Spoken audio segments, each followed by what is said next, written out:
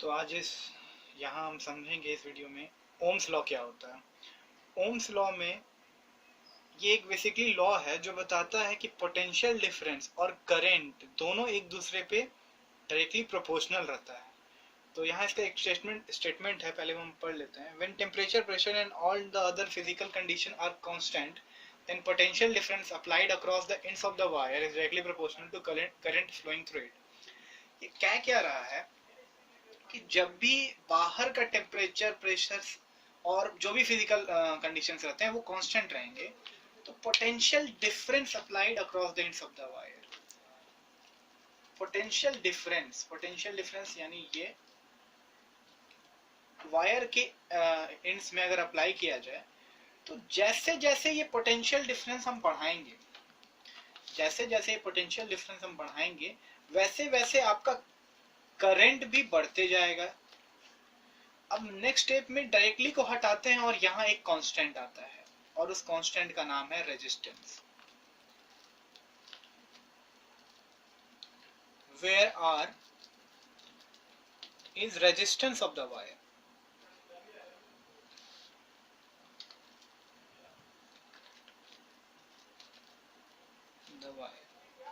तो देखिए यहाँ पे क्या है, आपको एक चीज जानना होगा, ये resistance of the wire constant है, कभी किसी वायर के लिए बदलता नहीं है।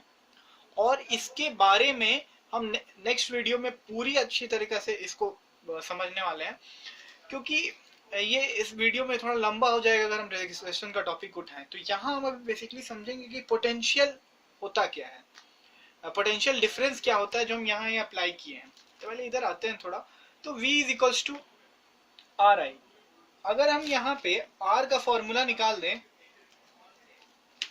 सॉरी I का फॉर्मूला निकाल लें, तो यहाँ R का वैल्यू आएगा V अपॉन I।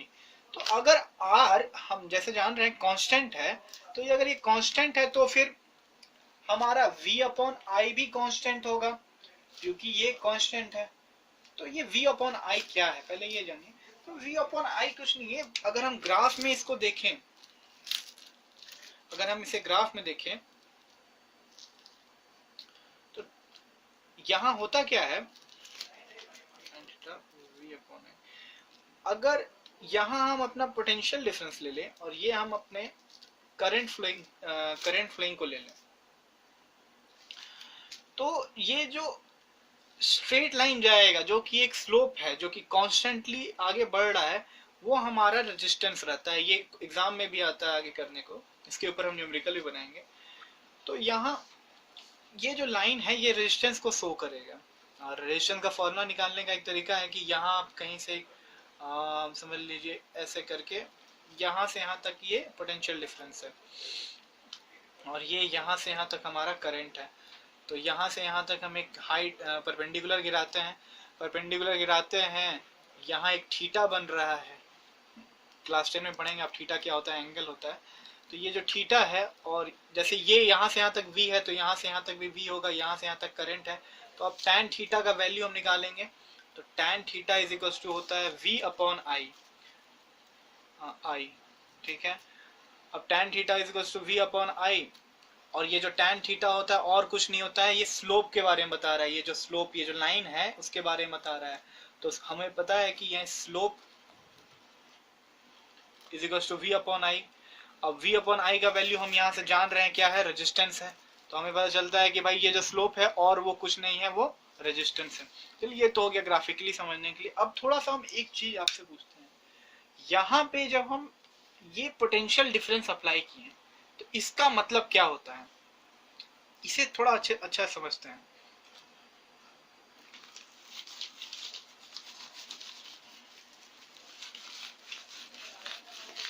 क्लास 10 में जब भी पोटेंशियल डिफरेंस का बात होगा तो आपको एक चीज समझना है कि पोटेंशियल डिफरेंस का मतलब होता है कि किसी भी एक पॉइंट पे बहुत सारा पॉजिटिव चार्ज है और किसी दूसरे पॉइंट पे बहुत सारा नेगेटिव चार्ज है। हाई पोटेंशियल का मतलब आपको समझना है कि बहुत पॉजिटिव चार्ज और लो पोटेंशियल का मतलब है निगेटिव चार्ज। कि जहां भी बात होगा आपका दिमाग में ही समझना है।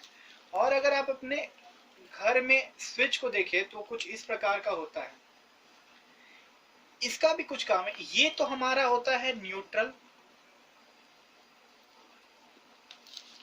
अब इसमें होता क्या है, एक में हाई पोटेंशियल रहता है, ये सेफ्टी के लिए आप समझ सकते हैं होता है, ये जो ऊपर वाला होता है।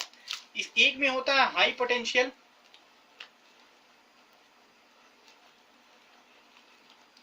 एक में होता है लो पोटेंशियल।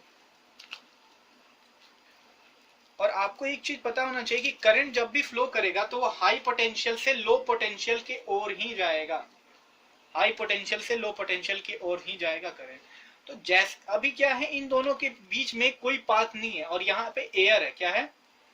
एयर है, जो कि हवा जो है कभी भी आपको फ्लो नहीं करने देगा इलेक्ट्रिक करंट को, कभी भी इलेक्ट्रिक करंट को फ्लो होने ही नहीं देगा। इसलिए अभी कोई यहाँ पे पाथ नहीं है। लेकिन जैसे ही हम अब यहाँ पे कोई पाथ देते हैं तो क्या होता है, इसके थ्रू जितना भी पॉजिटिव अब चार्जेस फ्लो करने लगते हैं, इलेक्ट्रिक करंट दौड़ने लगता है। इसलिए होता क्या है, निगेटिव चार्ज से इलेक्ट्रॉन उठ करके पॉजिटिव चार्ज में जाता है, लेकिन जो इलेक्ट्रॉन इधर मूव करता है तो करंट का डायरेक्शन उसके उल्टा होता है। तो ये इधर जा रहा है इलेक्ट्रॉन, तो करंट का डायरेक्शन जस्ट उसका उल्टा ऐसा होता है। लेकिन हमको तो भाई काम करवाना रहता है, तो हम दोनों को, बस इतना अच्छा इंसान है नहीं हम लोग कि भाई दोनों को मिला दें, पॉजिटिव से अपना करंट एक जगह से दूसरे जगह चल जाए। लेकिन ऐसा नहीं करते, हम यही वायर को खींच करके यहाँ फैन लगाते हैं, फिर आगे जा करके अपना एसी लगाते हैं, फिर हीटर है, आपको बहुत सारा चीज है, जो फ्रिज है, वो सब लगाते हैं। फिर उसके बाद घुमा करके इसको यहाँ पे ले आते हैं। और अब मेरा काम करते हुए इलेक्ट्रॉन, एक्चुअली इलेक्ट्रॉन यहाँ से निकला, मेरा काम करते हुए ऐसे मूव करके गया। लेकिन हम जो है, हमें पता चलता है कि करंट ऐसे मूव करके जा रहा है, इलेक्ट्रॉन इधर जा रहा है तो करंट इस डायरेक्शन में जाएगा।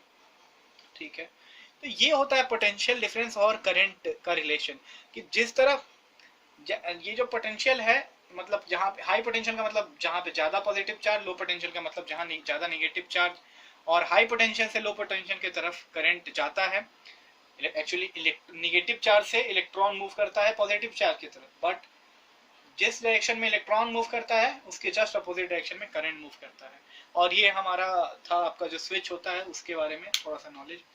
अब हम अपने नेक्स्ट क्लास में पूरा रेजिस्टेंस को एक एक चीज उसके बारे में जानेंगे कि रेजिस्टेंस होता क्या है, क्यों वो ओरिजिन हुआ। चलिए ठीक है, thank you for watching my video.